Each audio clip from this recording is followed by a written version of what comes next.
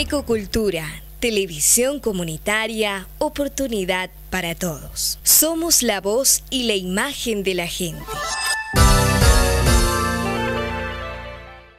Es preocupante, desde luego, para el mundo del trabajo el comportamiento del sector de los empleadores en la última conferencia este año en la Organización Internacional del Trabajo. Hay que saber que la OIT, bueno, es caja de resonancia de todas las dificultades, de los problemas, de los conflictos, en donde tienen una ocasión este organismo de la Nación Unida que reúne a las tres representaciones de Estado, trabajadores y empleadores. Bueno, la crisis, Víctor, justamente quien más siente siempre es el mundo del trabajo, los trabajadores, a pesar de que no son los responsables que han generado esta crisis. Sí, señor.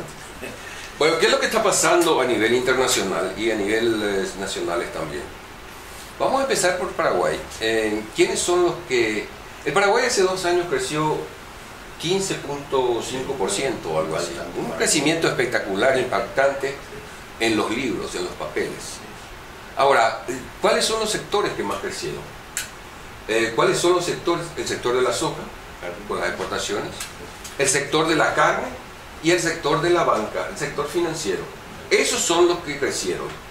Entonces, el sector de la soja ya vimos que no produce muchos puestos de trabajo y que no paga impuestos. El sector de la ganadería, el sector de la exportación de carne, tampoco produce tantos puestos de trabajo. Y el sector financiero, que es la sanguijuela de nuestras economías, que ha crecido mucho. Mira, cuando yo era bancario aquí en este país, el impuesto a la renta de los bancos era del 30%. Hoy, y desde el gobierno de Nicanor Duarte Frutos, los bancos apenas pagan 10% de impuestos. Siguen acumulando cada vez más riquezas. Bueno, ¿y qué es lo que pasa? Esos son los sectores, esos son los poderes fácticos que nosotros tenemos en este momento. No solamente aquí en el país, sino en el mundo.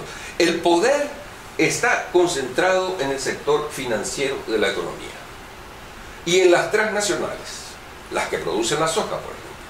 Entonces, esas son las que manejan como marionetas a la mayoría de los políticos locales. Y eso también se reproduce a nivel internacional. En la OIT había y hay una lucha en este momento dentro del sector empresarial, porque en la OIT está el sector de los trabajadores, el sector de los gobiernos, el sector empresarial, una lucha entre el sector tradicionalmente industrial, que se vino mucho a menos, mucho para abajo, perdió mucho poder. Y por ejemplo, desde la época de Menem, antes de Menem, los gobiernos argentinos consultaban con la Unión Industrial Argentina. Desde la época de Menem ya no consultaban con los industriales, consultaban con los bancos, con Cavallo y compañía. Eso significa que hubo una mudanza del poder hacia otro sector económico. Y eso se reprodujo en el mundo. Esta crisis que se produjo en el mundo, esta crisis económica, no fue producida por otro sector sino que por el financiero. Una burbuja financiera tan grande que al final está haciendo sufrir a Europa y sobre todo a los trabajadores y trabajadoras de Europa y a los migrantes que están en Europa, a nuestros compatriotas que están en Europa también. Entonces, esa mudanza de sector, esa mudanza de poder entre sectores, hace que en este momento haya una disputa dentro de la OIT, dentro del sector empresarial, entre aquellos tradicionales empresarios industriales y aquellos que forman un bloque, que son los sectores financieros y los sectores de las empresas transnacionales. Entonces, ¿qué quieren hacer? Quieren liquidar los derechos laborales. Quieren hacer a la OIT totalmente inocua, totalmente inútil, anulando su poder normativo, porque la función de la OIT es normar, la Organización Internacional del Trabajo, es normar las relaciones laborales a nivel internacional. Es controlar las normas, la aplicación de normas en los países, el cumplimiento de las normas en los países, normas laborales, normas que defienden a los trabajadores y trabajadoras, normas que dan derechos a nivel internacional a los trabajadores y trabajadoras.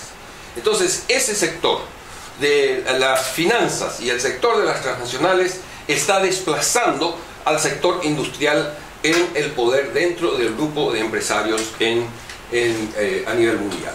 Y lo está haciendo la OIT, y eso tiene consecuencias, porque esos sectores sí no están acostumbrados a tener contratos colectivos, a tener diálogo con los sindicatos. Ellos lo que quieren es que los sindicatos desaparezcan y que la propia OIT desaparezca y ellos puedan regirse por la ley del libre mercado en todo el mundo.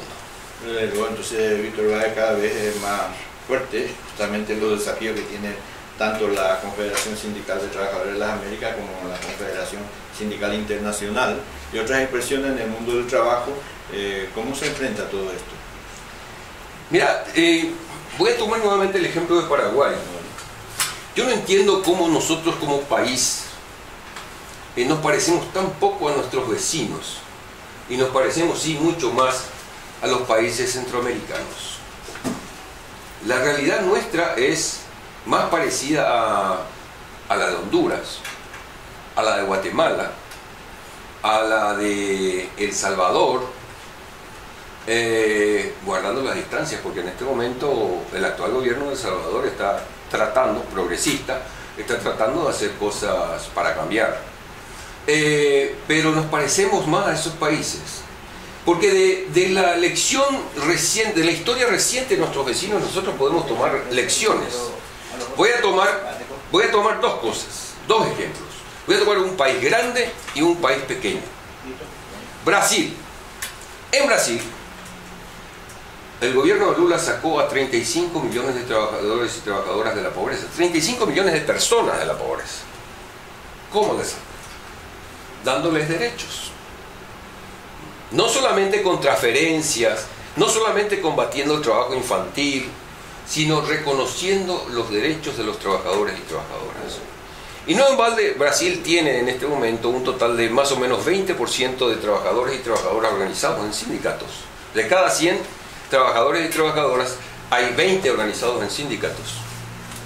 Y tienen un salario y una contratación colectiva que alcanza, la contratación colectiva alcanza a casi el 70% de los trabajadores y trabajadoras de Brasil.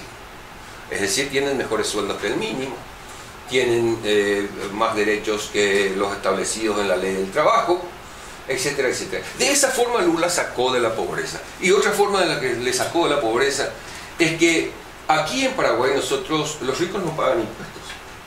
Aquí los ricos no pagan impuestos. Aquí pagan impuestos los trabajadores y trabajadoras, y ahora quieren que una parte de la clase media pague. Pero los ricos, y hay muchos ricos en este país, grandes latifundistas en este país, que no pagan impuestos. No solamente no pagan impuesto a la renta, no pagan impuesto al patrimonio. Esos latifundios que existen en este país, que son altamente antidemocráticos, aquí no se trata de ser socialista o de ser marxista. En Los Miserables, Víctor Hugo ya hablaba de la necesidad de democratizar la propiedad. El derecho a la propiedad no pasa solamente por la acumulación de la propiedad por parte de los propietarios. El derecho a la propiedad es para cada ciudadano y ciudadana. Y acordémonos que el derecho a la propiedad ya viene desde la Revolución Francesa. En la primera declaración después de la Revolución Francesa se establece el derecho a la propiedad, pero no la propiedad para unos cuantos y el resto no tiene nada. El derecho humano significa que es para todos y para todas. Entonces no puede haber gente concentrando millones de hectáreas y gente que no tiene un solo palmo de tierra para vivir o para cultivar.